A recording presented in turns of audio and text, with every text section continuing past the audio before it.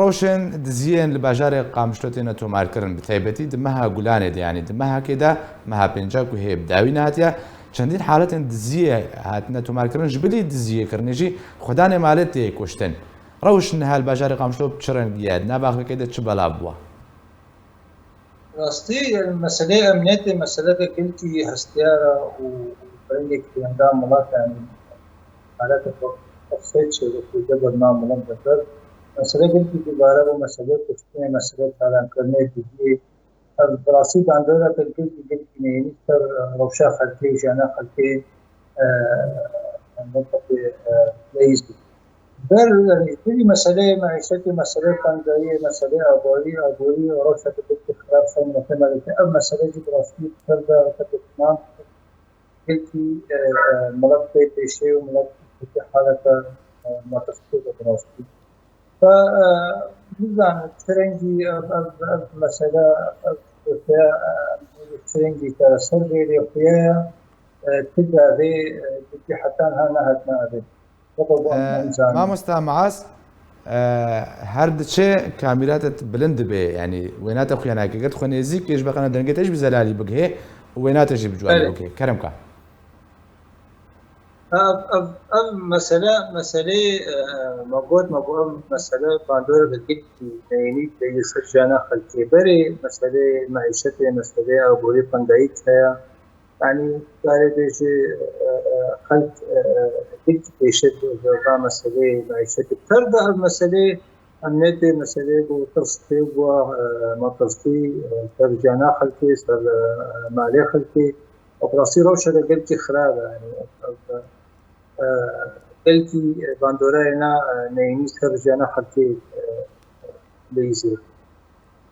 باشا ما مستمعز يعني برسك بيدي هي او دزن كو دزيت كنت تالانشي ودز كو تقرنا سر مالي خلقي حتى انها كزواهاتية قرتن تشتك يعني بوي رايا قشتي هاتية راك عندنكو اف دزن لقول بزانين ما هي حتى وقت ذي كي تشتك فن بيستير يعني من نجد جرب هاجر تشتك هبنا مسألة عندنا مسألة تريد ذاتي جرب ما يعني هاتبانا ديال كلام ناس كلام يا خويا حتى أنا تشتكي يقولوا تشين أبوا أف جروبين مكان بيج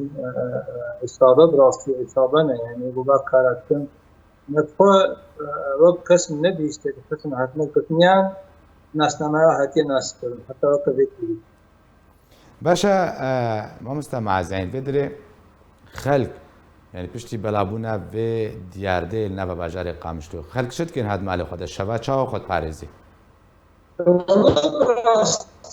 مسألة يعني ترسك بيدا بدناف ملضة تشتكي أكيد خلق نبر حتي شو رجع خضر باستكر يعني مثلا حتى طبعا جاي روبنيرو تشيبو أنا مسألة في شبجي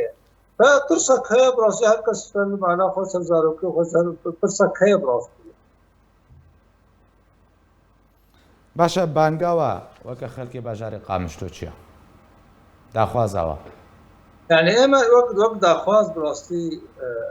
هربش قريدايا روشا سياسي بالدوسية السياسي وهجر رحتي سياسي فيدنا بأبش تيخرب تربان زي لتربي مسألة هذا قريدايا هجر كالسريك سياسي الأستا سوري بي يعني عم بين الأستا رجعوا بي هجر تشينا بي المسألة براسي قلتي